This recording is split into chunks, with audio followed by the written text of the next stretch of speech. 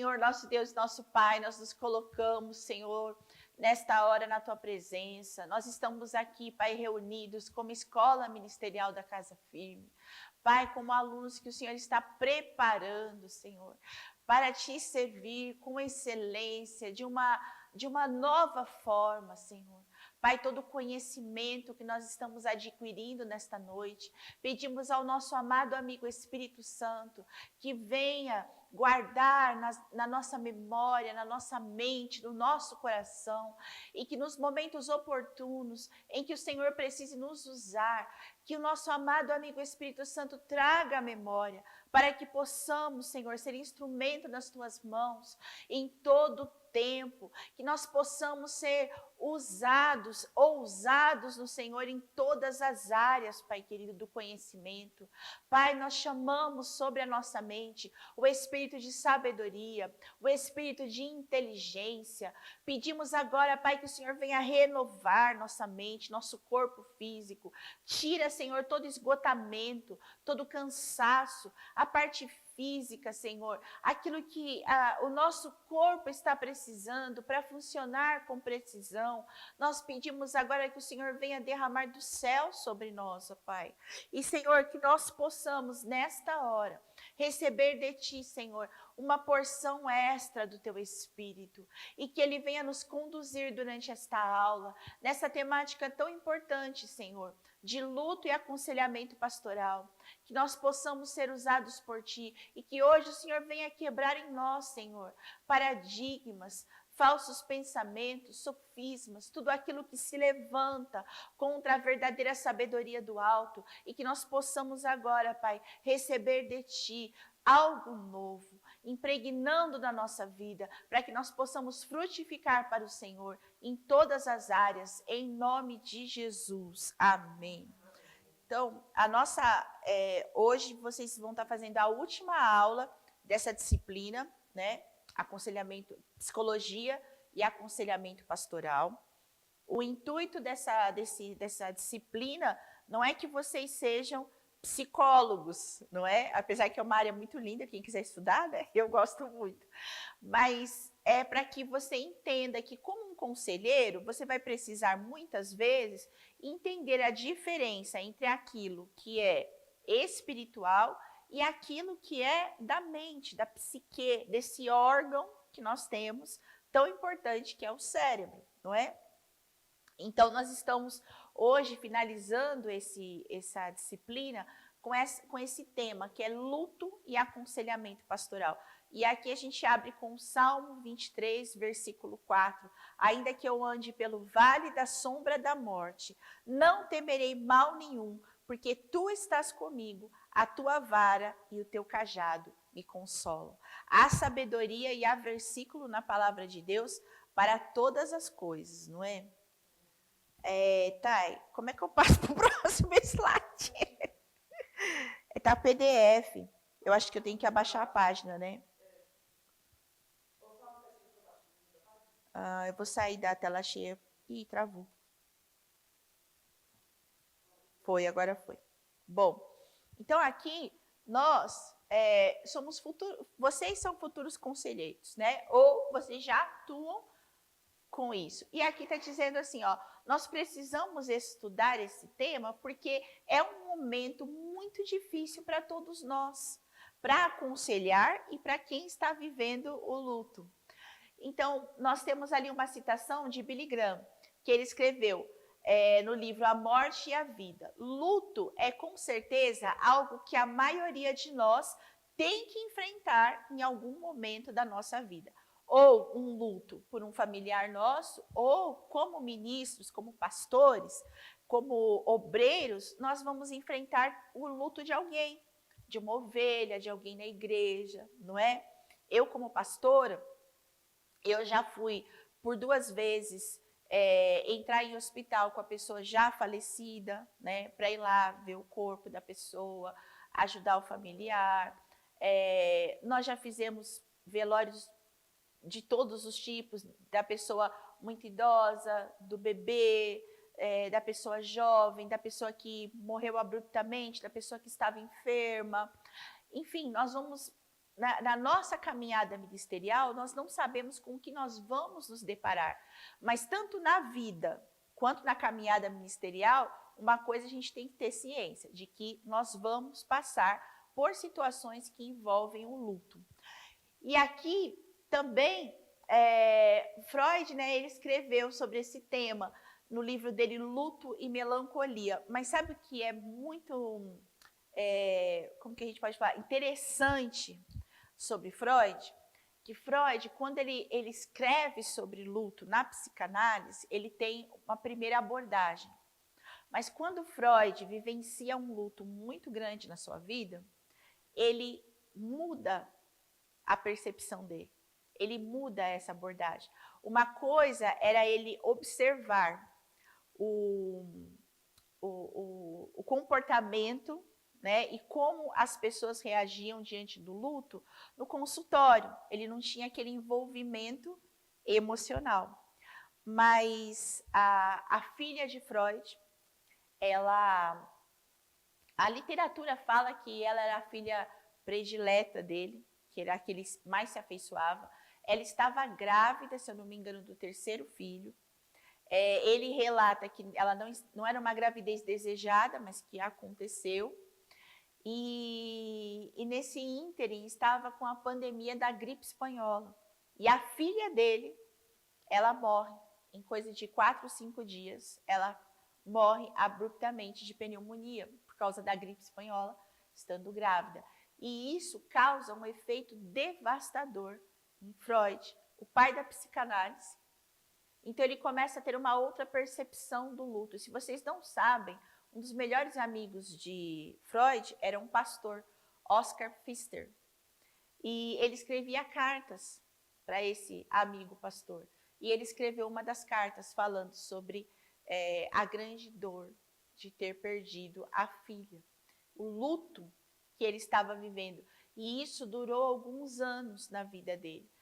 Tem uma outra carta dele, já depois de uns 5 anos do falecimento da filha, que ele ainda está vivendo a dor do luto.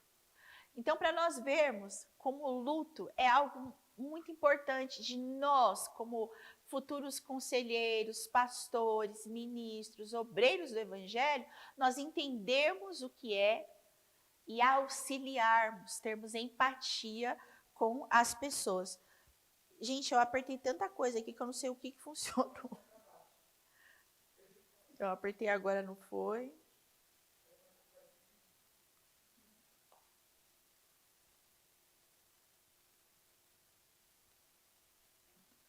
Não sei o que foi que mudou aqui. Você não quer ver, Thay? Eu pulei um... eu pulei um... Na verdade, ele que pulou, né? Deixa a Tainá arrumar aqui.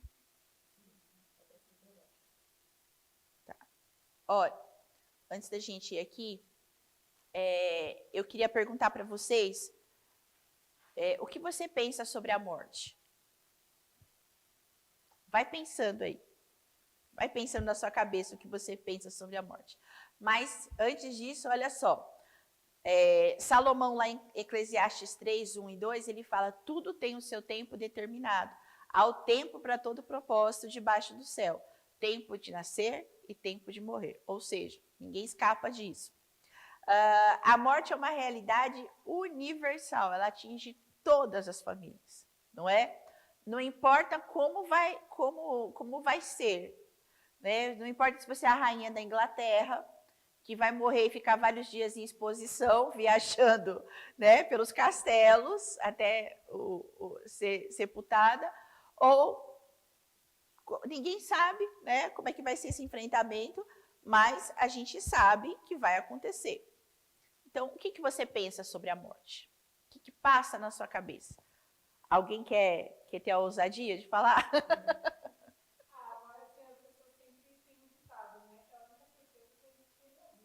A morte é? A única certeza que a gente tem na vida. A única certeza? É para todos, independente do que é para todos, de raça, cor, status social. É verdade, a única certeza. Que mais? É como uma validade, né? Acho que eu já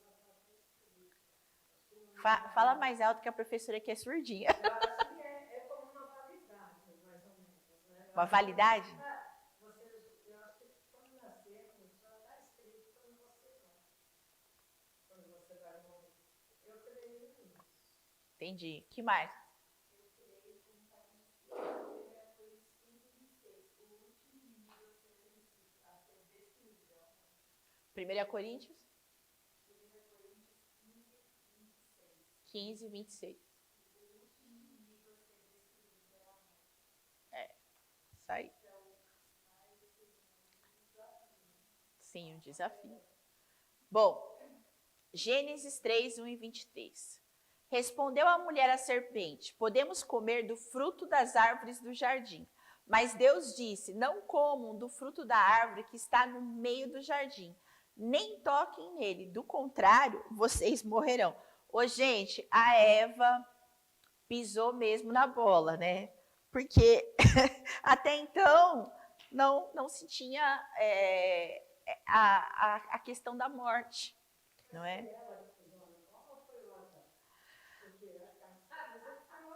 Olha, eu não posso falar assim abertamente a minha opinião porque está sendo gravado, mas para mim o problema é o Adão.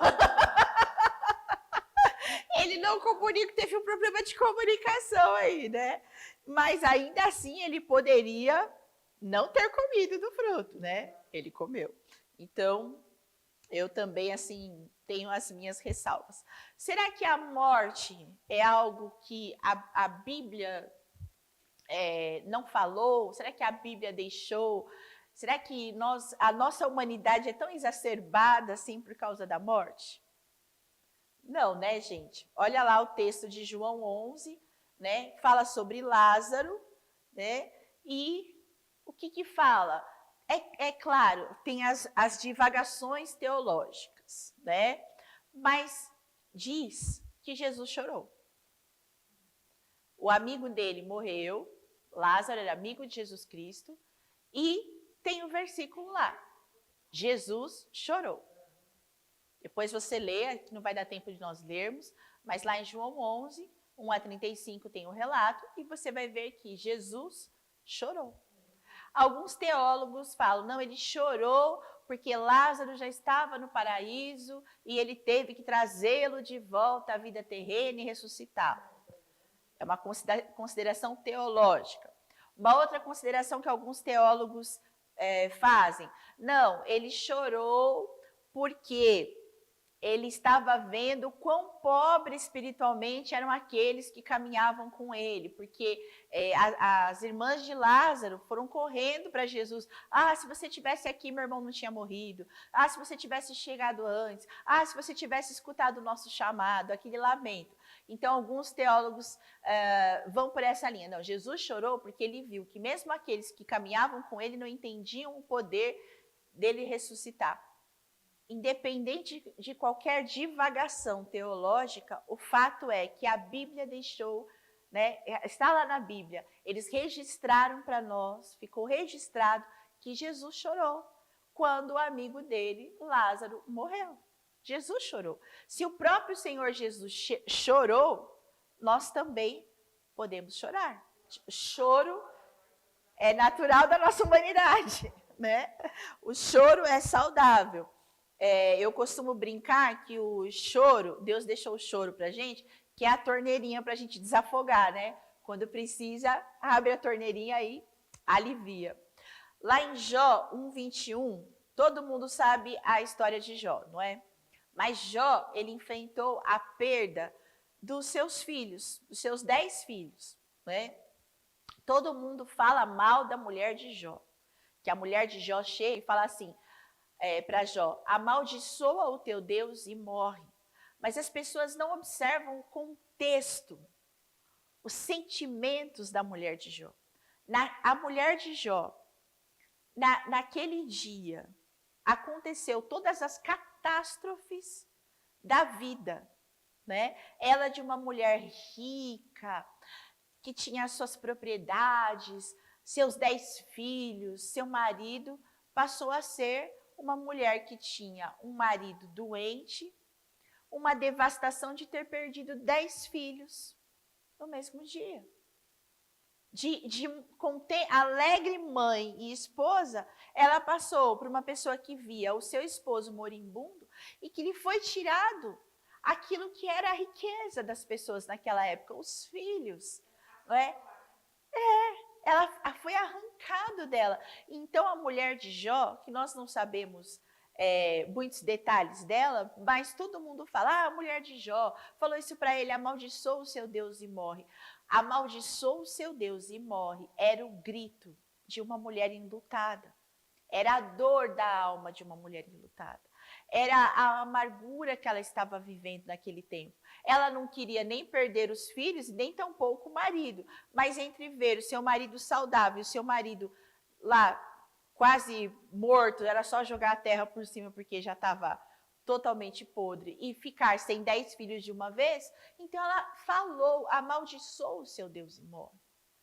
Então, quando a gente começa a observar os contextos dos personagens bíblicos, nós vemos o quão importante é compreender a psique humana e os sentimentos. Deus nos proveu de sentimentos. E o cérebro é o órgão que vai cuidar dessas coisas. Aqui não é o coração bombeia sangue. Né? O coração é uma bomba.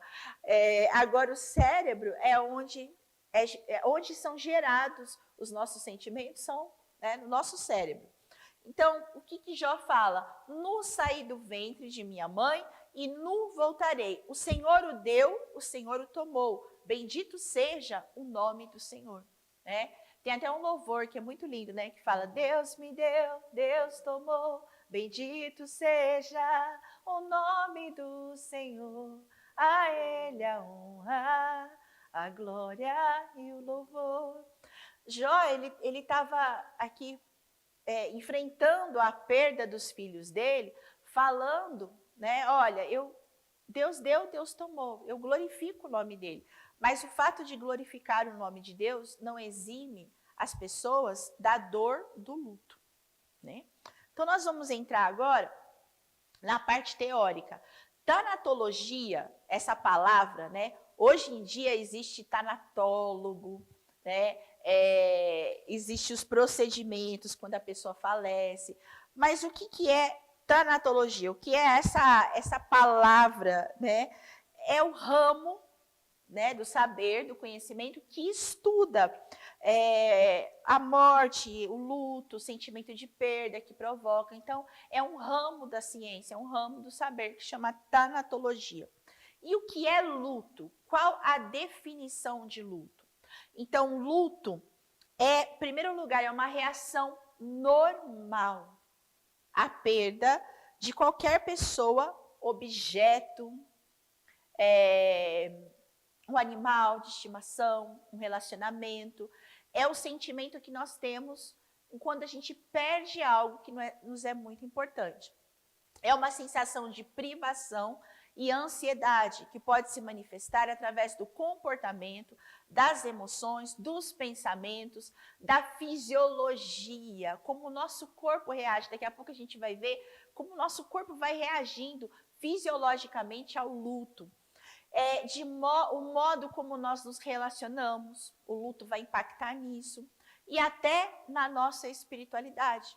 Porque às vezes, quando nós enfrentamos a morte de alguém, a gente pensa, por que Deus me abandonou? Por que Deus permitiu que essa pessoa morresse? Quando meu pai faleceu por a mão dele. Sim. Porque eu era a única que eu acreditava na cura. Sim. Mesmo todo mundo falando, né? Sim. Mas Deus estava vivo. Sim. Quando aconteceu, eu falei, hoje, né? Sim, é verdade. Mas foi assim, a primeira perda que eu tive muito no meu redor, tudo. Fiquei sem chão. Sim. E ainda tive que fazer um enterro preparado. Eu era jovem. Então, tudo isso mexeu comigo. E aí você falando isso, parece que vem tudo. É verdade. Porque é uma dor que ela é amenizada, não é? Mas nós sempre vamos recordar, porque o luto marca demais, as perdas marcam demais. Então, nós vamos ver aqui, vocês conseguem ler ali? Está muito pequeno, né? Mas depois lá na apostila tem tamanho maior. Mas eu vou ler aqui para vocês as fases do luto, porque, na verdade, é assim, essas fases, apesar de a gente dizer que elas existem, nem sempre a pessoa vai viver todas as fases, tá?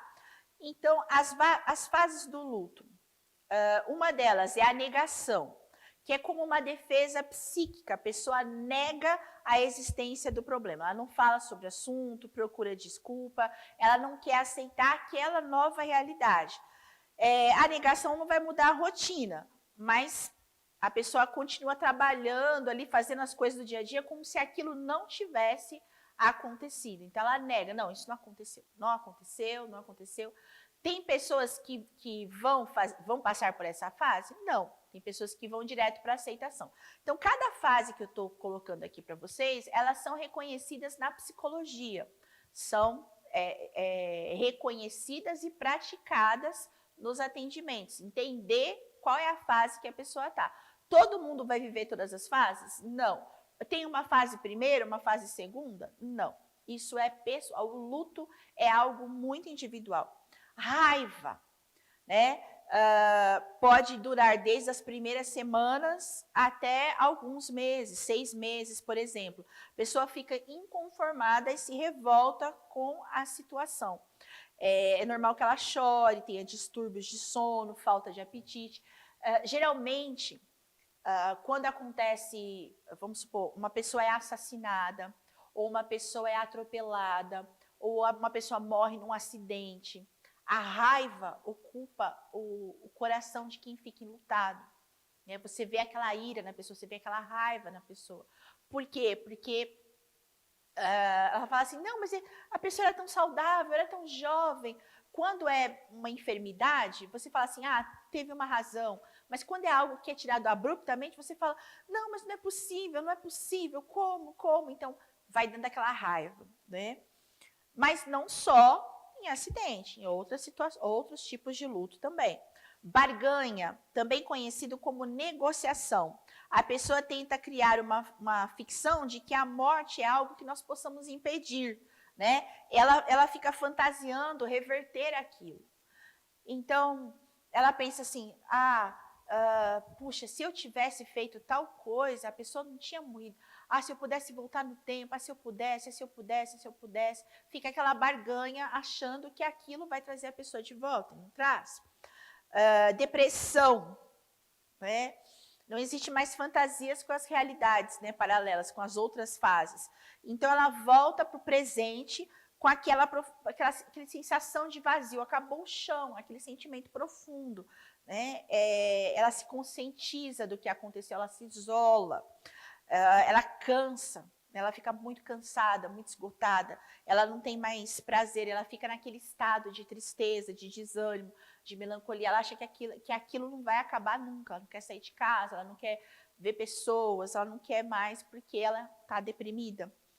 E a aceitação, quando a nova realidade, enfim, se torna aceita, né? A pessoa entende que aqueles sentimentos, né, ela está superando e que isso está fazendo bem para ela. E geralmente nessa fase da aceitação que a pessoa começa a reorganizar as ideias, o cotidiano, as decisões, né? É nessa fase de aceitação. Mas tudo isso aqui, gente, que nós estamos lendo, né? Como eu disse para vocês, não significa que todo mundo vai viver ou que todo mundo passe por essas fases, e nem tampouco que quem está passando pelo luto vai viver cada uma delas. Vai depender muito de pessoa para pessoa. Vocês vão ler, eu peço que vocês leiam a apostila, porque é um conteúdo muito rico. A apostila foi feita com muita qualidade, gente. Então, vocês leiam a apostila e deixem essa apostila com você, sabe por quê? Porque você vai poder usar isso aqui para consultar durante toda a sua vida ministerial. Né? Quando você precisar ajudar alguém em luto, vai lá, puxa, deixa eu relembrar. É bom Se você enfrentar um luto pessoal, é bom.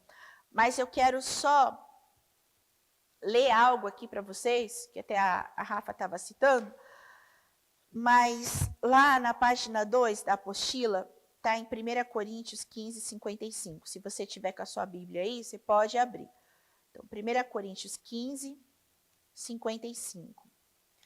Fala assim: onde está, ó morte, a sua vitória? Onde está, ó morte, o seu aguilhão?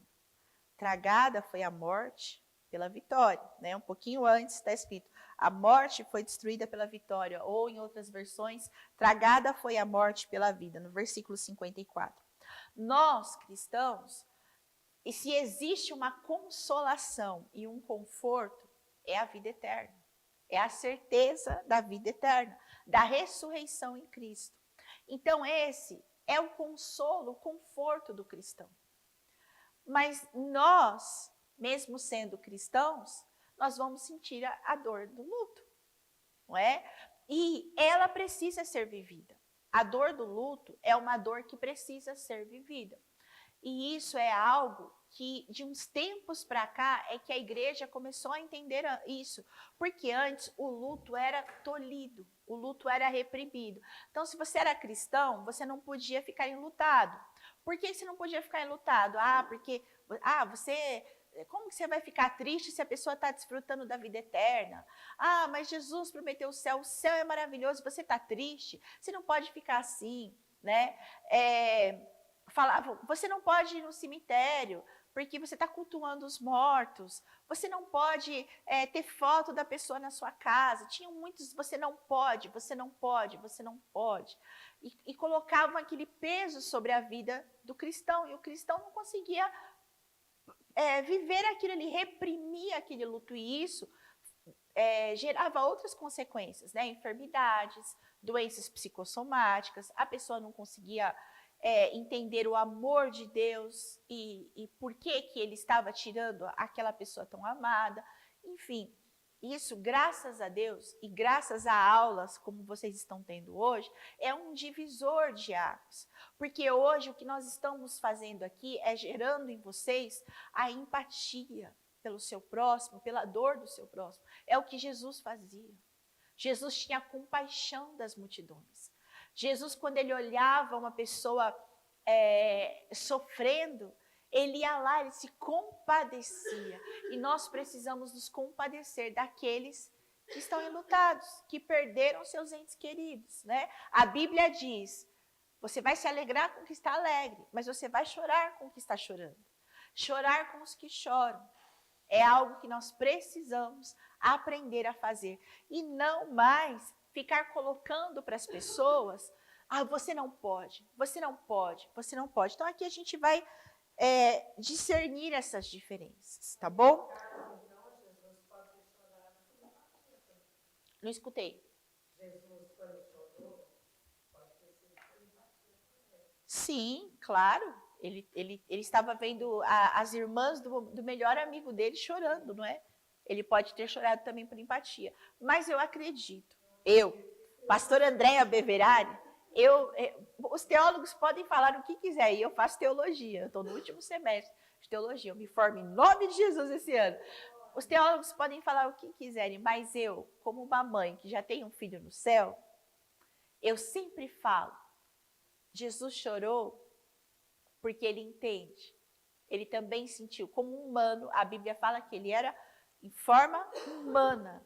Ele como humano, ele sofreu as nossas mesmas dores e venceu, sem pecado nenhum, cada uma delas. Então, Jesus sentiu a dor, não é? Ele sentiu a dor, ele chorou. Para mim, isso me basta, né? Ainda que os teólogos possam divagar e ter outras opiniões, mas a multiforme graça, sabedoria de Deus se revela dessa forma, que a palavra para cada um tem um efeito, né? Você lê o mesmo versículo, mas para cada pessoa, aquele versículo vai ter um efeito. Então, o fato de Jesus ter chorado é muito, para mim, é um consolo, né? É libertador saber que eu também posso chorar, porque o meu Senhor chorou. Na Bíblia, nós vamos ver vários relatos sobre a morte. Não é? A gente vê a morte de Lázaro, mas nós vemos Jacó chorando pelo seu filho José. Ele achou que o seu filho José estava morto. Os irmãos venderam José, mas para Jacó o filho estava morto. Ele não sabia que o filho dele estava vivo no Egito, que ia se tornar o grande José do Egito, que um dia ia redimi-lo com a sua família. Para ele, o filho estava morto, ele chorou, ele se deprimiu. Davi lamentou a morte do seu filho Absalão. E por aí vai. Né? Tem várias situações na Bíblia que relatam a morte. Então, nós precisamos entender que a Bíblia é um livro que fala de todo e qualquer assunto. E que para todo e qualquer tema da nossa vida há esperança nele. Essa aula aqui não é para vocês ficarem deprimidos. Né? Não é para vocês ficarem com medo da morte ou com medo de que algum ente querido morra. Não. É para que vocês entendam que é possível, sim, no Senhor, passar pelas aflições. A Bíblia diz: no mundo tereis aflições, mas tende bom ânimo, porque eu venci o mundo. Se ele venceu, nós também podemos vencer. Amém? Eu quero falar para vocês, acabei de falar sobre o conforto, mas eu quero falar para vocês que eu sou uma pessoa que foi confortada pelo Senhor. Depois eu conto para vocês, vou deixar para o final da aula. Mas eu sou uma pessoa que foi confortada pelo Senhor. E esse tema aqui, que nós estamos estudando hoje, é muito importante, porque talvez, se as pessoas tivessem esse conhecimento, na época, né, que o meu filho faleceu, talvez eu tivesse sido confortada por algumas pessoas de uma outra forma, porque algumas, elas foram... Tem coisas que eu já não lembro mais, mas tem coisas que me marcaram para sempre. Palavras que me feriram. É claro que a gente já perdoou, já liberou perdão, tá? Não estou com mágoa de ninguém, mas eu falo assim, se nós, como igreja, aprendermos a lidar com as dores das pessoas, nós vamos ser uma igreja muito mais acolhedora. E quando você acolhe a dor, você ajuda no processo de cura daquela dor. Então, eu sou curada, mas eu passei por coisas difíceis. Nós precisamos entender que há um luto que é normal, né? Que todo mundo vai passar por aquela tristeza, por aquela dor, pelo choro, e depois a pessoa vai conseguindo, né, se recuperar, voltando às suas atividades, ao seu dia a dia, e isso vai variar o tempo de pessoa para pessoa. Você fala assim, pastora, qual o tempo de um luto normal? Não existe. É claro que quando é uma coisa muito longa, já não é normal. Mas assim, olha, aquele homem ali, a esposa dele faleceu há 3 meses. Puxa, ele já está tão bem que ele já até está namorando de novo, vai casar. Né? Nossa, aquela irmã ali, ó, tá viúva há 3 anos. Ela tá bem, mas não fala para ela em casar. São pessoas diferentes, sentimentos diferentes, temperamentos diferentes, modo de vida diferente. Então, não existe comparação entre tempo. Existe, sim, uma observação que pode ser feita das atitudes, de como aquela pessoa está reagindo àquele luto e por aí vai, certo? Vocês estão tudo bocejando? Deixa eu falar uma coisa para vocês. Peraí, deixa eu falar uma coisa para vocês. Você sabia que quando a gente está aprendendo, o nosso cérebro, a gente acaba bocejando? Então, eu não estou achando que vocês estão com sono, não, tá? Eu sei que vocês estão aprendendo. Pergunta, a gente pergunta alto, você sabe que eu sou surdinha, né? Vou perguntar, por exemplo, se você perdeu uma pessoa que você amava muito, e tipo, vai, 3, 4 anos, já aconteceu. E quando você fala sobre você chorar, isso é ruim? Tipo assim, você lembra da pessoa, tipo, e chora quando você fala. Você tem as lembranças, são lembranças boas. Por exemplo, eu estou falando no caso do meu pai. Se eu não estiver falando dele, de nada, tipo, já se passaram 4 anos, eu tenho minha vida normal, acho que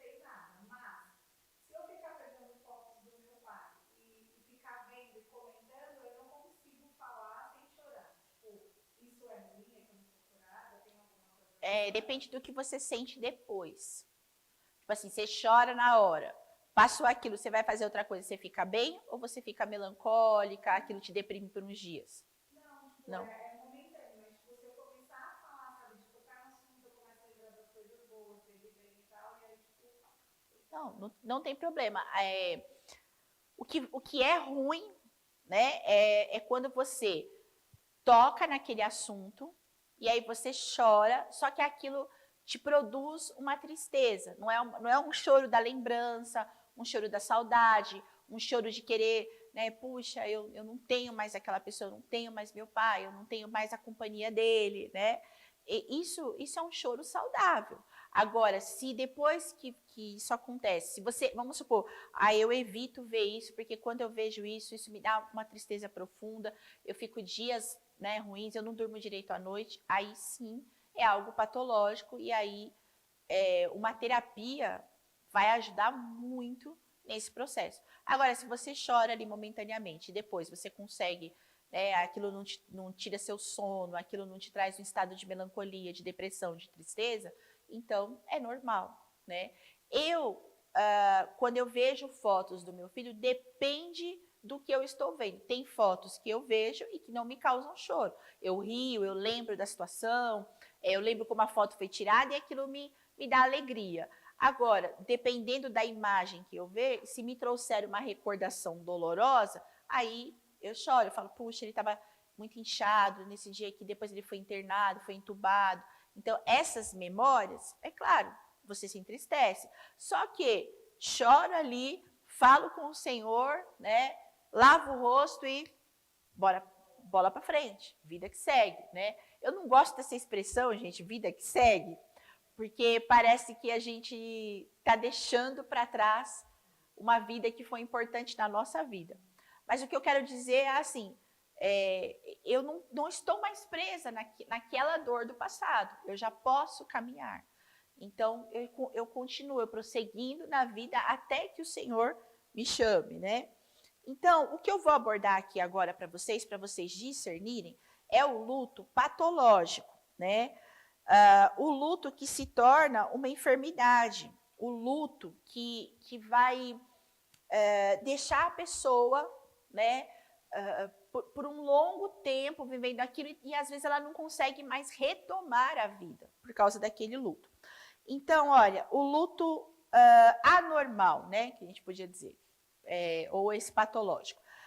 Então, ele vai apresentar um desvio em relação às expressões de sofrimento mais normais, né? Que é o choro, né? A tristeza. Não está aqui, tá, gente? Isso não está no slide. Então, o que pode acontecer? Essa pessoa pode ter dificuldade de voltar para as suas atividades do cotidiano, né? Então, a pessoa está lá... esses dias eu estava conversando com a minha mãe e ela tem uma amiga de infância que o esposo faleceu de Covid. Ele faleceu na pandemia do Covid. E essa amiga dela, ela nunca mais, ela não sai mais de casa, ela não fala com ninguém mais, ela não quer receber visita, ela não quer tomar um café, você manda mensagem, ela não quer, se dá parabéns no aniversário dela, ela fala, ela não responde, ela não quer mais parabéns, né? E isso já há alguns anos, né? Desde que o esposo morreu, ela ficou assim, então ela parou de viver. Então isso já não é mais um luto normal, porque ela já está há anos nesse mesmo estado. Ela não tem mais interesse pela vida. Então, pode haver um profundo desânimo, falta de interesse pelo mundo exterior, isolamento social ou aquela melancolia profunda, o comportamento antissocial, desejo de morte, tentativa de suicídio, pessoas que tentam se suicidar porque não aguentam mais, né, viver daquele jeito, consumo de álcool, medicamentos para dormir, medicamentos para depressão, né? Tem gente que toma vários medicamentos e ela fica pedindo medicamento para dor, né? Por quê? Porque dá aquela torpeza na pessoa, então ela consegue suportar o dia a dia. Então, tudo isso são sintomas de um luto anormal, de um luto que precisa de uma intervenção, de um luto que nós como pastores, como ministros do evangelho, tudo isso nós vamos precisar ver. Então, está no próximo slide, mas deixa eu só pegar isso aqui com vocês. Então, causas do luto. William Warden, ele escreveu esse livro aqui, Aconselhamento do Luto e Terapia do Luto. Um manual para profissionais da saúde mental. Mas, gente, pastor, pessoas que lidam com pessoas que aconselham, né, ministros do evangelho, tem livros que são para profissionais da saúde que nós precisamos ler. Não que a Bíblia não seja suficiente, mas sabe por que nós precisamos ler? Para nós discernirmos aonde é a nossa área e aonde é a área do profissional. Porque eu não posso ser psicóloga de ninguém, porque eu não estudei psicologia. Mas eu posso auxiliar aquela pessoa, e eu posso até ir com ela na primeira consulta e falar, eu vou com você, porque isso não é demônio, isso não é ministração de libertação, isso não é ministração de cura interior, você precisa da ajuda de um terapeuta. Da mesma forma que você vai tomar o remédio para o diabetes, né? Ou que você vai tomar um analgésico para dor de cabeça, ou da mesma forma que se você tiver com problema em algum órgão do seu corpo, você vai buscar a cura, a terapia, a cura para aquele órgão. Se o seu cérebro está sobrecarregado e precisa de uma cura, por que não, né, ir ao médico? Então, nós precisamos distinguir. Então, esse livro, né, que está aqui, se você tiver interesse, você pode comprá-lo, vende pela internet. E você leia para que você possa ficar cada vez mais habilitado nessa área, de poder ajudar o próximo a entender, né, as dores do próximo.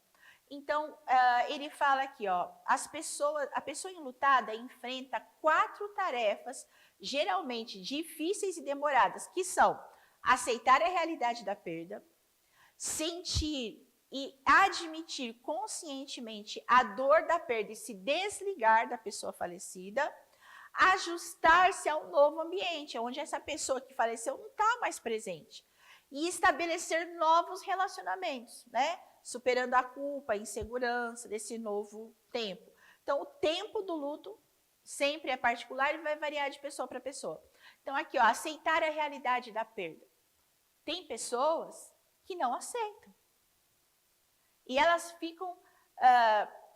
quando meu filho faleceu, tinha uma mãezinha, que eu fiquei muito amiga dela, a filha dela era adolescente, tinha 16 anos, e a filha dela faleceu quase no mesmo período que meu filho. Só que eu era cristã e ela não. Nessa hora nós vemos a diferença que o evangelho faz na nossa vida. E ela me ligava, depois de alguns meses que a filha tinha morrido, ela não conseguia tirar nada do quarto da menina. Nada. E ela me chamava e falava assim, você não tem a impressão de que ele vai entrar qualquer hora pela casa? Você não deixou o quarto dele arrumado? E eu falei para ela, não, porque no dia seguinte que meu filho faleceu, eu tirei todas as coisas dele e eu doei. Eu guardei uma peça ou outra, mas roupa, brinquedo, sapato, eu doei. E ela, depois de meses, não conseguia mover o quarto estava intacto, como se a filha fosse voltar, né? Então, aceitar essa realidade da perda, no caso dela, nossos filhos estavam no mesmo hospital, passando pela mesma doença, só que em manifestações diferentes, né? Os dois ali, a gente sabia que os quadros eram graves, mas a minha diferença foi, eu entendi e aceitei a minha realidade. Ela não aceitava e aquilo fez com que ela adoecesse, né, no processo do luto. Sentir e admitir conscientemente a dor da perda e se desligar da pessoa falecida. Eu tive muita dificuldade de demonstrar a dor da perda, porque não era aceitável que uma pastora demonstrasse a dor da perda. E isso é uma um grande erro. Porque quando um pastor mostra que ele também está sofrendo e que ele está chorando, ele vai receber o abraço das ovelhas. Ele vai receber o conforto. Mas o que eu aprendi de forma errada era que eu tinha que, não, tá tudo bem, Jesus está tudo bem. Então, aquela dor, eu fui acumulando e isso foi me deprimindo. Daí eu fui ficando com depressão. E eu só consegui colocar a minha dor para fora quando uma terapeuta, uma pastora, uma terapeuta cristã me atendeu, aqui mesmo no ambiente da igreja, né? Ela me atendeu e ela me atendia como terapeuta, mas ela me atendia de uma forma que com ela eu podia ser apenas a mãe do Mateus e não a pastora, né? Não a pastora, a ministra, a líder. Eu podia ser a mãe do Mateus. Então, eu pude expressar o meu luto. Então, esse processo da minha vida foi mais demorado. Mas, a partir do momento que eu pude expressar a minha dor, isso fez com que minha cura viesse mais rapidamente. Ajustar-se o ambiente no qual a pessoa falecida não está presente. O meu processo é diferente, né? Porque meu filho morreu dia 18 de novembro, e dia 19 de fevereiro do ano seguinte, eu mudei para Barueri. Então, eu fiquei pouco tempo na casa que eu morava com meu filho. Eu mudei para uma casa nova. Isso foi muito bom. Me ajudou a me ajustar à falta dele. Não é? Porque, enquanto eu morava na outra casa, apesar de ter dado as coisas, tinha um quarto dele, que era... A gente morava num sobrado, era o meu quarto era o da frente, e o dele era o último do fundo, e o da Marcela, ela era bebezinha, era o do meio.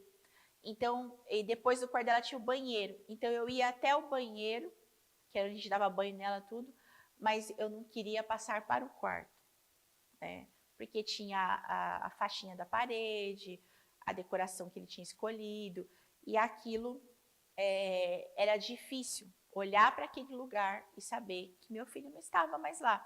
Então, esse ajuste no ambiente, para quem permanece na casa, que conviveu com a pessoa que faleceu, é algo demorado.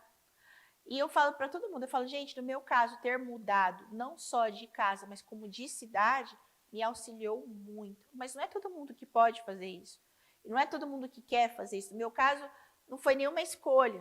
No meu caso, foi, assim, eu tinha que trabalhar aqui.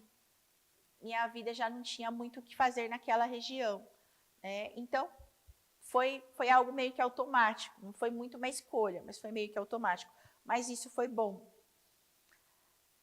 Então, aqui, ó, luto normal. A gente vai sentir tristeza, sofrimento, solidão, raiva, depressão, sintomas físicos, que daqui a pouco a gente vai ver, afeta os relacionamentos interpessoais, né? A gente vai sentir negação, fantasiar algumas coisas, inquietação, irritabilidade, e o luto patológico que eu li para vocês, né, que está aí, vocês vão entender depois alguns outros fatores que vocês podem ler na apostila.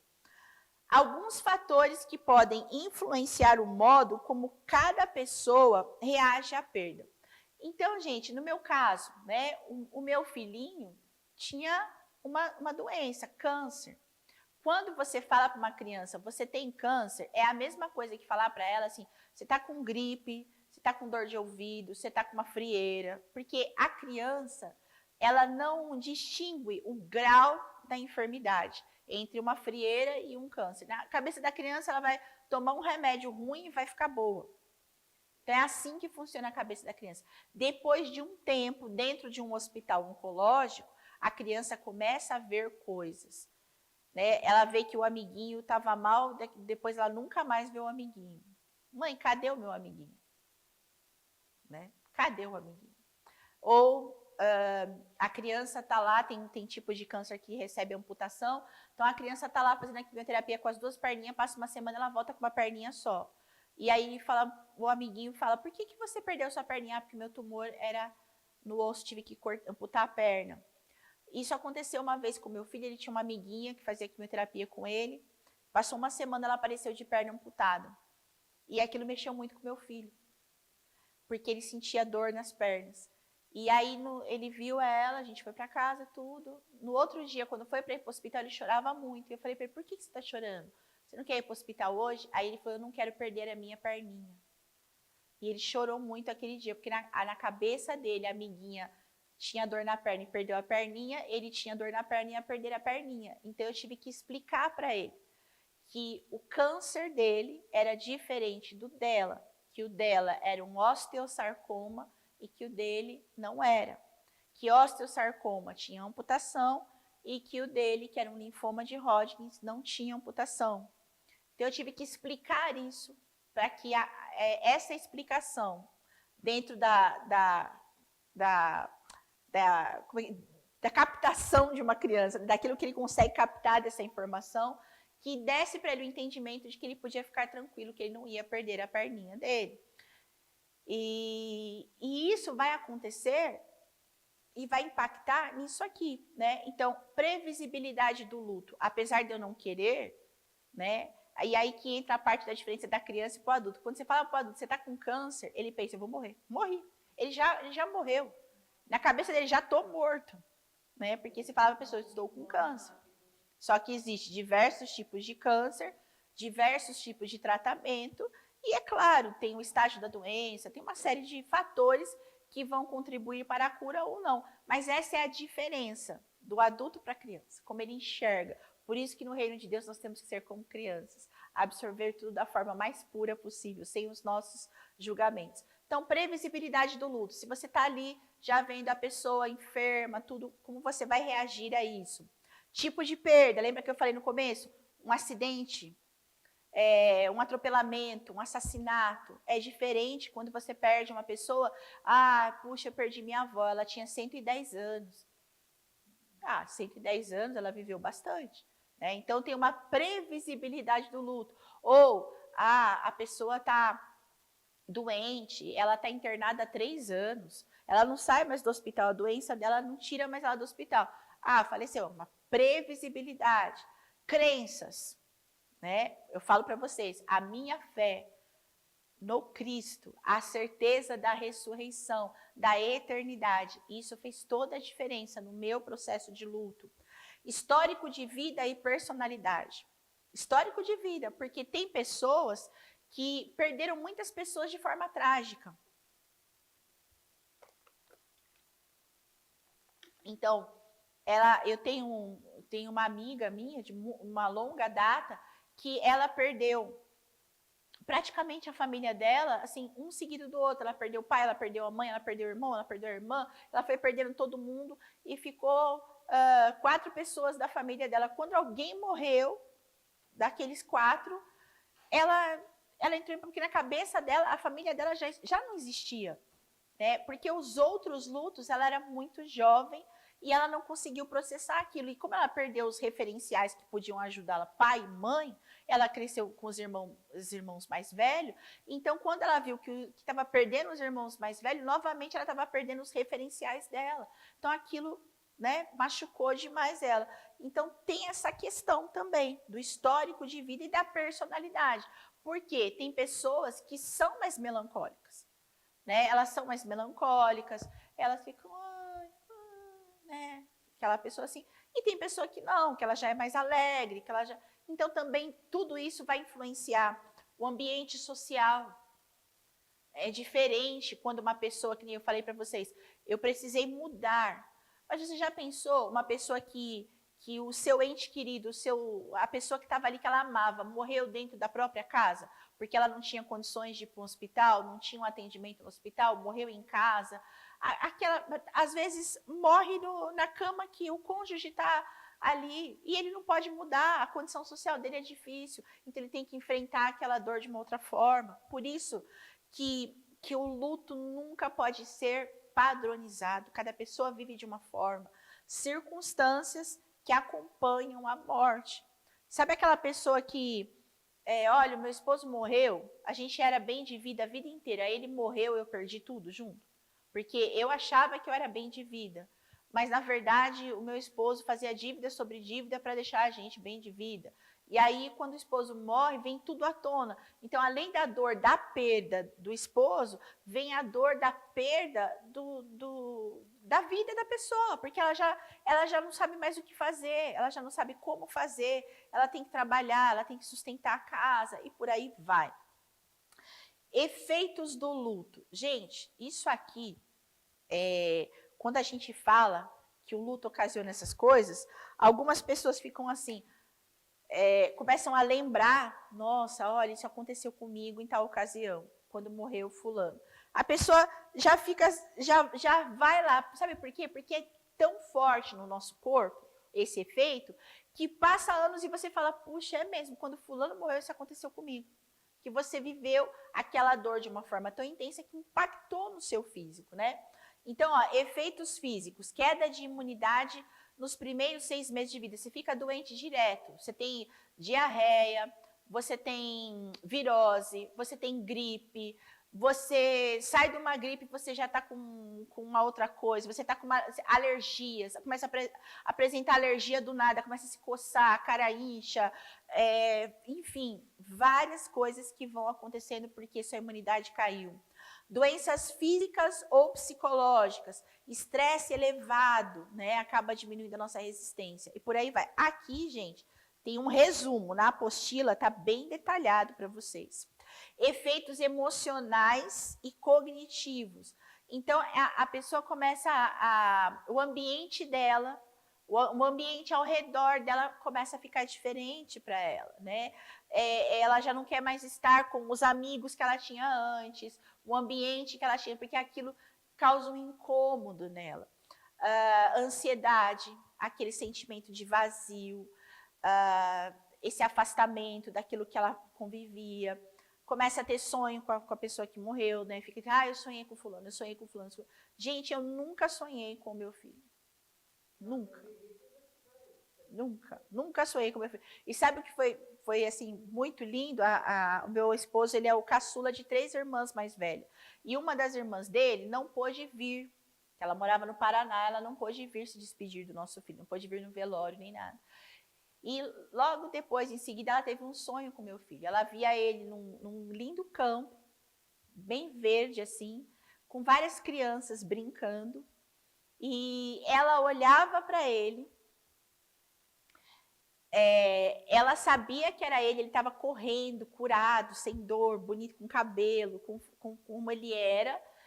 E aí ele olha para trás e dá tchau para ela, volta e continua correndo, brincando com aquelas crianças e o sonho acaba.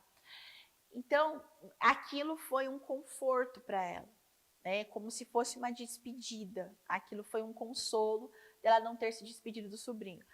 E ela contou esse sonho para nós, foi logo recente da partida do nosso filho, e eu ficava assim, Senhor, eu quero ver meu filho, me mostra ele desse jeito. Eu orava, eu pedia. Nunca Deus respondeu essa oração.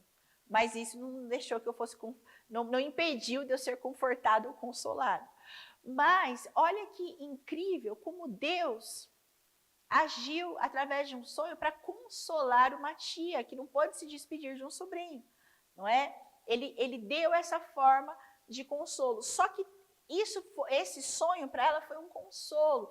Então nós precisamos discernir se os sonhos, né, nesse caso foi um consolo, ou são sonhos que estão refletindo a nossa amargura, a nossa falta da pessoa, querer a pessoa de volta, querer sonhar toda noite com a pessoa porque aquilo é bom, você tem a sensação de novo que você está com a pessoa, tá entendendo? Então, sonhar então com quem é morto é ruim. Não, depende do que está provocando esse sonho, né? Se é a sua ansiedade, a sua necessidade de estar com aquela pessoa novamente. Já deu o horário do recreio?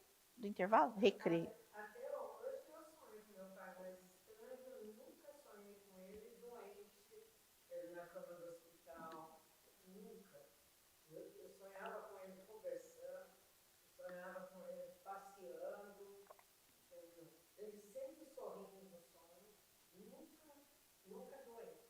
Sim, nós precisamos discernir o efeito do sonho, né? E a causa e o efeito, né? Como que aquilo vai.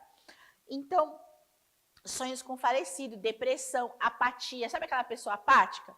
Ela faleceu alguém na família e ela fica apática. Então, tipo assim, você quer comer? Tudo faz. Você quer assistir televisão? Tudo faz. Você quer viajar? Tudo faz. Tudo tanto faz. Gerou uma apatia. Ela fica apática. Você mostra uma coisa que ela gostava, tá. A pessoa vai ficando daquela forma. Então, todas essas reações, existe a parte saudável, só que se ela prolonga por muito tempo e começa a causar mal, ela se torna uma patologia. Então, ela precisa ser tratada. Efeitos sociais, dificuldade na adaptação, dificuldade em reaprender a viver sem a pessoa, né? Dificuldade em suprir as necessidades da família, se reorganizar com as novas obrigações. Isso também pode acontecer o oposto, né? A pessoa ficar agitada demais, procurar fazer 1000 coisas, que é para não pensar no que ela está fazendo. Efeitos patológicos, resistência para encarar o luto, relatos constantes de culpa, né? Se sente culpada, desamparo, retraimento, fica falando só sobre a pessoa que morreu o tempo todo, como se a pessoa estivesse ali, né? Fica falando, não, porque o fulano, não, porque o fulano ia gostar assim, porque o fulano quer assim, porque o fulano tá te vendo, o fulano não ia gostar disso, o fulano não ia querer que fizesse assim. Então, isso é uma patologia, né? Principalmente se for no tempo presente. Né? O fulano não quer que você faça isso. Aí já é um sinal gravíssimo. Eu vou deixar para a gente entrar na parte do aconselhamento depois do intervalo, para a gente falar sobre isso aqui. Então, a gente falou nessa primeira parte, né, sobre o luto, sobre o que faz o luto e as reações. Tem uma parte aqui, a gente volta, só que antes de entrar nisso, eu quero falar com vocês sobre algumas coisas que nos auxiliam a entender quando a pessoa está precisando de ajuda, de uma intervenção, né? Então, as reações patológicas ocorrem quando o luto é negado, protelado, interminável ou distorcido, de tal forma que a pessoa sente muito medo, culpa, desamparo, retraimento ou outras evidências de patologia. Então, esteja alerta. Isso está na apostila, tá? Vocês virem lá. Esteja alerta para pessoas. Quando você estiver aconselhando, conversando, né, alguém que você sabe que enfrentou um luto, se ela tiver relutância em falar sobre a pessoa que faleceu, e isso acompanha ela, se ela fala uma grande tristeza, a pessoa se transforma, né? Falar sobre o falecido no tempo presente, que é aquilo que eu acabei de falar, né? Ele não aprova isso, não quer que eu faça isso. Ameaças claras ou sutis de autodestruição. Eu não sei se vocês lembram de um caso de uma moça que chamava Cibele Dorsa. Não? Ela era uma modelo famosa, famosa assim, não era tão famosa, mas ela era uma modelo, Cibele Dorsa, ela se suicidou com 36 anos de idade. Ela se tornou conhecida porque ela se relacionou com aquele cara que era jockey, Doda Miranda, que é casado com a Tina Onassis. Já ouviram falar? Essa Tina Onassis é grega, é bilionária grega, e ele é um brasileiro, um cavaleiro brasileiro, desses que jockey, que anda de cavalo, tudo, participa de corrida, de competição. E ela foi casada com ele, teve filho com ele, e ela escreveu 2 livros, e depois ela estava namorando com um outro, acho que ele era modelo também, ator, Gilberto Scarpa, e esse Gilberto Scarpa se suicidou 2 meses antes dela, da mesma varanda que ela se suicidou, do apartamento deles. Ele se jogou da varanda 2 meses antes dela se suicidar. Só que, olha só, essa mulher, ela começou a dar muitos sinais de que ela iria se suicidar. Porque ela já vinha de uma depressão, ela tinha sofrido um acidente, que ela teve que reconstruir todo o corpo dela, né, com prótese, pino, uma série de coisas. Foram muitos meses no hospital. E depois, aí que ela escreveu esse livro, o livro chama 5 da manhã, 5 AM, chama o livro, que ela conta. E depois disso, o que acontece? Ela ela começa a dar sinais de que ela quer se suicidar. Então, ela começa a escrever no Twitter. Ela escreve quando o Gilberto morre, ela fala que a vida dela não tem mais sentido, que ela quer morrer junto com ele. E ela já era uma pessoa que estava tratando de depressão, que era viciada em remédios. Desde o acidente dela, ela tomava muito remédio para dor, morfina, essas coisas. Sabe que nem o caso do Michael Jackson, que tomava aqueles remédios para dor e que aquilo viciaram? Ela também tinha esse vício. São drogas, mas é outro tipo de droga, né? Droga que compra na farmácia. E juntando isso, esse Gilberto Scarpa também era usuário de droga, então ela também usava, juntando com o álcool, enfim, era um coquetel de morte. E ela falava nas redes sociais, ela escrevia, ela estava já dizendo que ela tinha mais prazer, a vida dela não tinha prazer. Até que, nesse dia, ela mandou uma carta para um redator da revista Caras, contando por que ela estava tirando a vida dela, como estava a vida dela. E ela colocou no Twitter dela também, até mal redigido. As pessoas acham que ela já estava sob efeito de alguma coisa, porque ela não escreveu direito, ela escreveu o português errado, várias palavras. E aí ela corta aquelas telas de proteção e ela se suicida 2 meses depois, se joga do mesmo apartamento que o ex-namorado se suicidou. Era um suicídio que já, tipo assim, que ela já estava falando, eu vou morrer, eu vou tirar minha vida, né? Então, nós precisamos ficar atentos, porque algumas pessoas têm esse comportamento, né? Ela vai dando sinais, eu não quero mais viver, eu não quero mais viver. Esse tipo de caso precisa de uma intervenção urgente, porque senão a pessoa realmente tira a vida dela. Depressão profunda e persistente, comportamento antissocial, hostilidade extrema, mau humor ou culpa, consumo de álcool e drogas, retraimento e recusa em relacionar-se, impulsividade, veneração por objetos que lembram a pessoa falecida, como o caso que eu falei de não desmontar o quarto, doença psicossomática persistente, que é alergias, esse tipo de coisa, recusa em arrumar o quarto da pessoa falecida, excesso de ocupação, hiperatividade incomum, entre outros. Então, quando a gente voltar, a gente entra na parte do aconselhamento mesmo, tá bom?